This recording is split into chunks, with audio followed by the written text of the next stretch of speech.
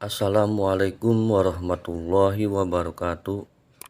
Pada video kali ini saya akan menceritakan sejarah dari Sunan Kalijaga. Matahari bersinar terik seakan membakar persada tanah Jawa. Sinarnya yang garang menerpa permukaan bumi, memanggang seisi alam raya. Angin yang bertiup pun menghembuskan udara panas, disertai dengan debu-debu berterbangan. Tanah, sawah, dan ladang mereka tidak dapat ditanami. Rumput-rumput menjadi kering, ternak-ternak pada melenguh, wanita dan anak-anak menangis kehausan. Pemandangan alam nampak kuning dan gersang. Semua terjadi karena musim kemarau yang terlampau panjang. Di antara tanah-tanah yang retak dan rerumputan yang kering, berserakan bangkai anjing liar, tikus, dan kucing, hingga membuat udara yang panas itu tambah menjadi semakin pengap. Wabah muntaber, pes, dan penyakit-penyakit lainnya berjangkit di mana-mana. Hampir setiap jam terjadi kematian di daerah itu.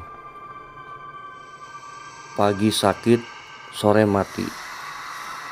Pagi sakit, sorenya mati. Demikianlah malapetaka itu terjadi pada abad ke-16 di wilayah Kabupaten Tuban dan sekitarnya. Malapetaka itu berlangsung sangat lama.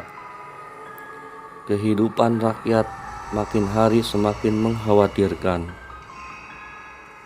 Jerit tangis ibu dan anak-anak mewarnai setiap rumah penduduk yang tengah dilanda kelaparan dan kemiskinan tak terhingga. Itulah salah satu ujian bagi penduduk Tuban di masa itu. Semua itu terjadi karena sisa-sisa perang dan pemberontakan antara raja-raja di masa lalu. Perebutan tahta serta kekuasaan dan sebagainya. Para pemimpin kerajaan yang ada lebih mementingkan diri mereka sendiri tanpa memperhatikan nasib rakyatnya. Sementara pajak dan upeti yang dibebankan kepada rakyat dirasakan semakin membebani kehidupan mereka. Sejak zaman Majapahit dulu, kebebasan beragama dan perkembangannya memperoleh perhatian khusus dari para raja. Rakyat Majapahit diberi kebebasan memeluk agama dan kepercayaan yang mereka sukai. Mereka memperoleh jaminan dan kebebasan menjalankan ibadah menurut agama dan kepercayaannya masing-masing. Demikian juga kerukunan antar umat beragama terjalin dengan baik. Agama yang pertama kali dianut penduduk adalah agama Hindu dan Buddha. Kemudian datang agama baru, yaitu Islam. Pedagang Majapahit yang berniaga ke Malaka banyak yang memeluk agama baru itu. Kemudian ikut menyebarkannya di daerah kelahiran mereka. Kehadiran agama Islam diterima dengan baik oleh raja maupun rakyat. Bahkan kemudian banyak di antara mereka mulai mempelajarinya. Kemudian menganutnya sebagai pedoman hidup mereka. Malapetaka yang melanda wilayah Kabupaten Tuban merupakan salah satu ujian bagi para pemeluk agama, menguji iman mereka terhadap Tuhan Yang Maha Esa. Wabah penyakit, kemiskinan, dan kematian merupakan warna penderitaan yang tidak habis-habisnya melanda penduduk Tuban. Namun demikian, mereka tetap teguh memegang agama mereka. Bahkan banyak di antara mereka yang meninggal ketika melakukan ibadah, meninggal karena penyakit dan kelaparan. Sungguh menyedihkan.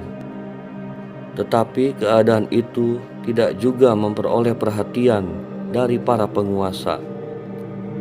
Bahkan mereka semakin memperberat penduduk dengan kewajiban membayar pajak.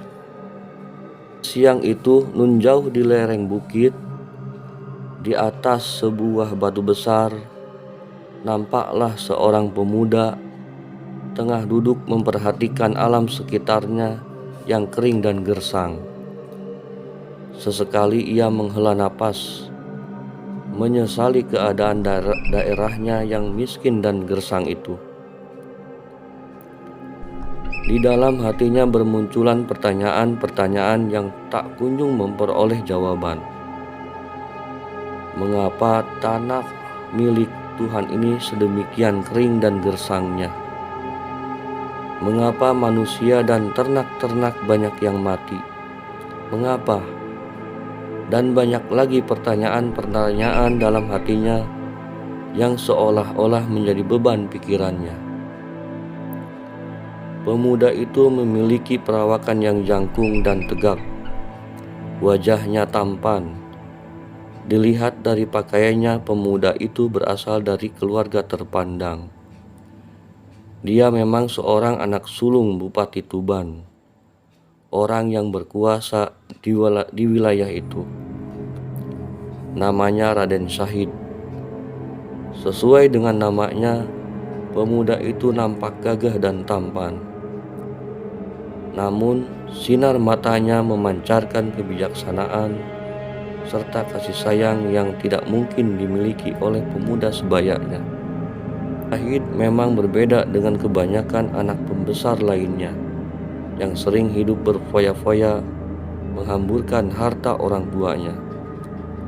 Raden Syahid jauh dari sifat-sifat demikian. Semua itu berkat pendidikan agama yang sejak kecil dijalaninya. Tuban, ayah Raden Syahid, pada mulanya seorang pemeluk agama Buddha, sesuai dengan agama kerajaan pada masa itu. Tetapi setelah masuknya ajaran Islam ke negerinya, ia berlatih memeluk agama Islam, dan beliau memberikan pendidikan Islam kepada putra dan putrinya. Selain memperoleh pelajaran agama Islam, Raden Syahid juga sering mempelajari agama-agama lain yang ada. Dengan demikian, ia telah menjadi pemuda yang tidak fanatik, melainkan menjadi seorang pemuda yang memiliki toleransi beragama serta berpandangan luas terhadap segala masalah.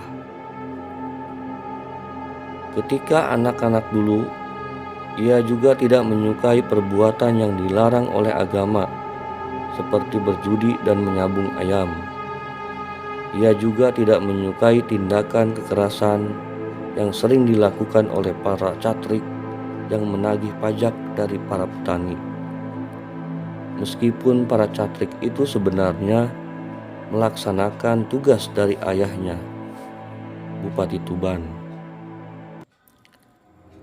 Raden Syahid membandingkan kehidupan dirinya dengan kehidupan rakyat banyak pada waktu itu. Sungguh bertolak belakang dengan keadaan pada umumnya. Ia dan keluarganya hidup bermewah-mewah, sementara rakyat hidup miskin dan menderita. Hatinya memprotes. Ia tidak ingin hidup mewah di atas penderitaan orang lain.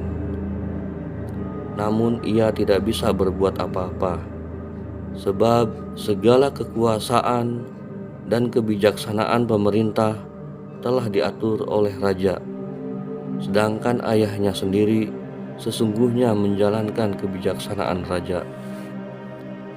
Setelah dewasa, Raden Syahid baru mengerti apa arti dan maksud peraturan-peraturan keluarga yang diterapkan ayah dan ibunya itu. Ia tidak diperbolehkan pergi keluar istana dengan bebas, karena dengan begitu Ia dapat melihat kepincangan-kepincangan hidup dan melihat berbagai penderitaan yang kemudian dapat menggerakkan hatinya menjadi orang yang menentang kebijaksanaan raja.